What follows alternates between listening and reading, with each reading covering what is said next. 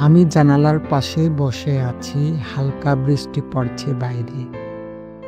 আমার টেবিলে এখনো সেই পুরনো চিঠিটা পড়ে আছে, যে চিঠির এক কোণে তোমার নাম লেখা আর অন্য কোণে শুকিয়ে যাওয়া গোলাপের পাপড়ি।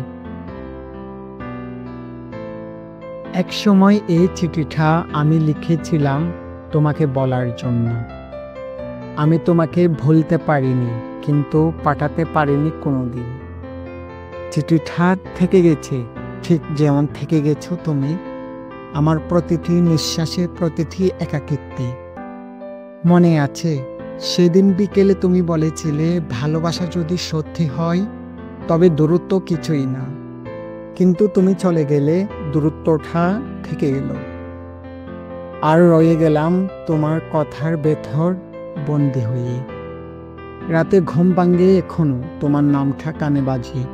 মনে হয় দরজায় কেউ কড়া নাড়ছে, কিন্তু দরজা খুলেই দেখি বাতাস ছাড়া আর কেউ নেই।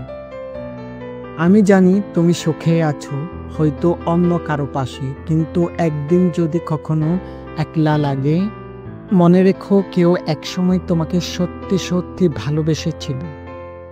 তার নামটা আজও তোমার পুরনো চিঠির ভেতর লুকানো।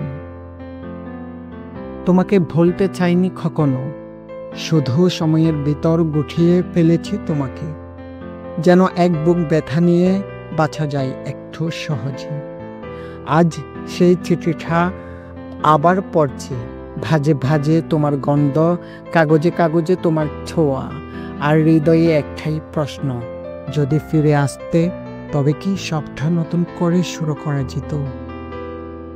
তুমি ছিলে আমার প্রথম ভালোবাসা আর আমার শেষ চিঠি। আমি শুধু চিঠিটা রেখেছি, কারণ তোমাকে আর পাওয়া যাবে না।